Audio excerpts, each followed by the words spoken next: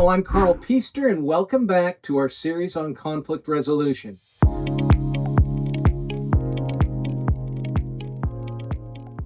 We're delighted you're staying with us on this. It's vital information for your leadership. So over the years, I've had the privilege of working with leaders, teams, and organizations facing some very challenging and difficult situations.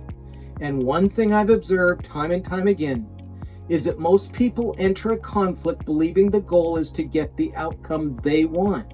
Let's go over that sentence again.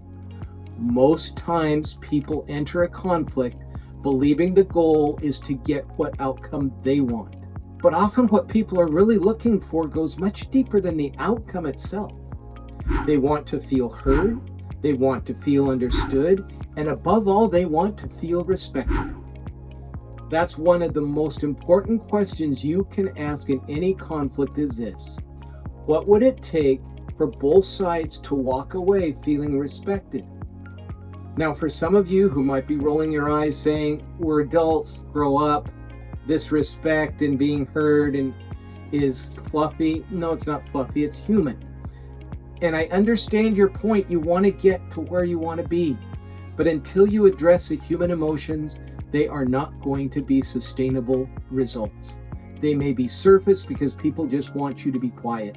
And so they will say yes, but they are saying no inside. And you will see that the result you thought you got has just disappeared.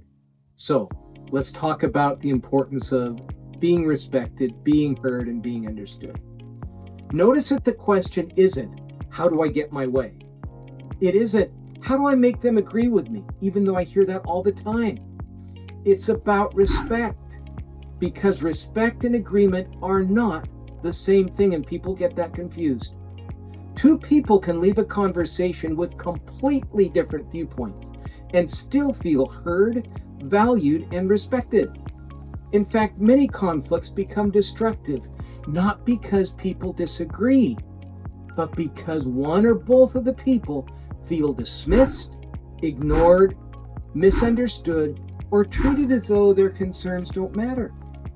When that happens, positions harden, defensiveness grows, and resolution becomes so much more difficult.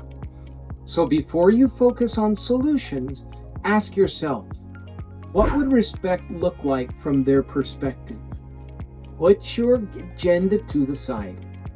Just ask that question.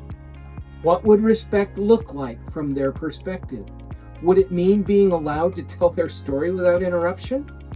When I do mediation work, that's one of the first things that I mention, because people are so passionate about hearing their story, making sure their story's been heard, that they'll overtalk, they'll interrupt, and they wonder why things don't go the right. Why isn't the other person listening to me?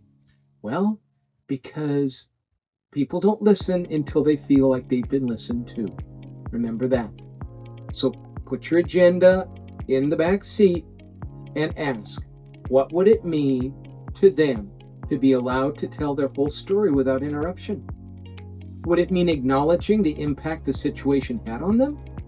Would it mean taking their concerns seriously, even if you don't agree with every detail? Then ask the same question of yourself. What would help you feel respected? The answer often reveals needs that are far easier to address than the actual disagreement, because many conflicts are not just about facts. They're about dignity and recognition. They're about feeling that your voice matters. I've seen situations where the practical solution was obvious, but the conflict continued because someone still felt unheard. One of the founders of the Harvard program on negotiation, Roger Fisher, wrote his last book, that he wrote many, but his last book was called Beyond Reason. And it gave 5 major areas where people get stuck emotionally so that logical concerns aren't heard. I very strongly recommend you get a copy of that book. I've also seen situations where the disagreement remained unresolved, yet the relationship improved because both people felt respected throughout the conversation. I was just in a training at Harvard a couple of months back, and one of the professors at the course was mentioning that she was one of the people who mediated the situation between the pro-life and the pro-abortion people back a couple of decades ago. There had been fatal shootings around the abortion clinics. It was a highly tense situation. And obviously, those parties walked away with some pretty strongly felt positions that they didn't compromise on. But as she taught us in that lecture, they at least now respected each other because they learned about each other and the reasons for the position. They felt respected throughout the conversation.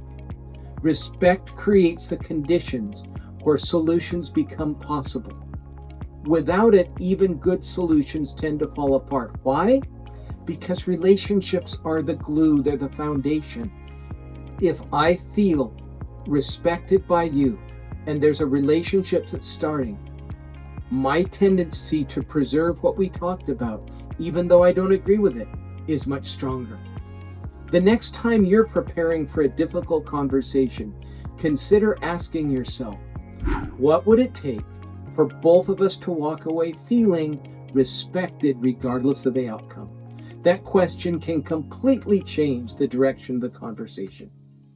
If you've been following this series, you've probably noticed a pattern. The best conflict resolution is about creating a conversation where people can work through differences without losing trust, dignity, or respect along the way. And that's a skill worth developing. If you're interested in becoming more effective in difficult conversations and navigating conflict with greater confidence and strengthening your leadership, subscribe to the channel and follow along with this series on conflict resolution. Before we finish today, let me leave you with one thought. Leadership often shows up most clearly during difficult conversations. If that's something you face in your role, we've created a free guide called Influence Under Pressure, the Leader's Guide to Difficult Conversations. It walks through a practical approach to handling those high-stakes moments well. You can download the guide using the link in the description below.